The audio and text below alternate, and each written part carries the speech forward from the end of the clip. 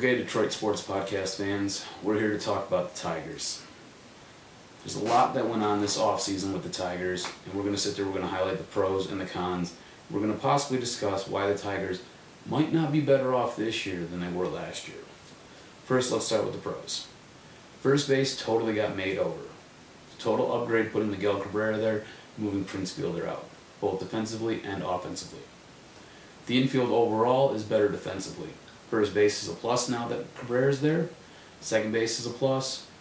Shortstop's a plus, having Iglesias. Third base is a plus with Nick Castellanos. He has a little bit more range than Cabrera did, and he might be a little bit better of a fielder than Cabrera was.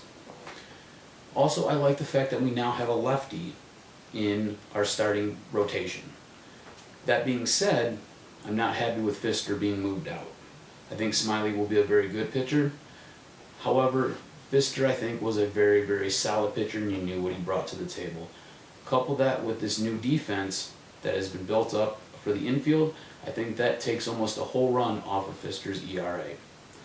So since we're talking about the negatives right now, I think the starting rotation with the move of Fister is now a little bit weaker. I don't think it's as strong. The bullpen, I don't really like. I don't think the bullpen is very strong either. We're not sure what's going to happen with our 7th inning guy. Can Rondon be the 8th inning guy? However, I do like Joe Nathan as the closer, and I do like the fact that we have a closer. The issue with Nathan is, will old man time catch up to him as the season goes on? With Andy Dirks being injured just recently, left field now has a huge question mark. Who are we going to put in as our left fielder? You don't know. That's a big, messy issue. Catcher is also a weakness. You have Alex Avila, who is great at what he does. He's a very good defensive catcher. He usually hits for a solid average, at least league minimum. By not re-signing Brian Pena, who hit .297 in 71 games last year, you're sitting there and you're really hamstringing the catcher position because we don't have a known commodity there, and that's a giant issue. This now brings us to our starting lineup, the batting order.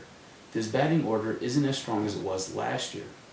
You sit there and you lose the 100+7 RBIs that Prince Fielder brought on back-to-back years. Also, you lose the home run threat of Johnny Peralta. And over the offseason, you did nothing to sit there and try to counter those moves. So now this batting order is very, very weak, which will cause an issue for this team going forward.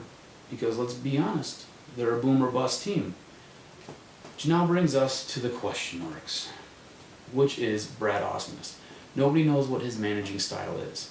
So this boom or bust mentality that we've sat there and we've thrived with for the last 3 or 4 years, it might not mean anything, and maybe things will work out great with this rotation and this starting lineup that is a little bit weaker. We don't know. Brad Ausmus is a giant question mark. We're not sure what he's going to bring to the table. If I asked you, hey, what's Brad Ausmus's coaching style like? You would say, exactly. Nobody knows. So all that being said, I'm not sure what these Tigers are going to do. I do know, however, that they're not going to win a World Series. They will win the Central, but they're going to get lost somewhere in the middle of the playoff run. Thanks, Detroit Sports Podcast fans.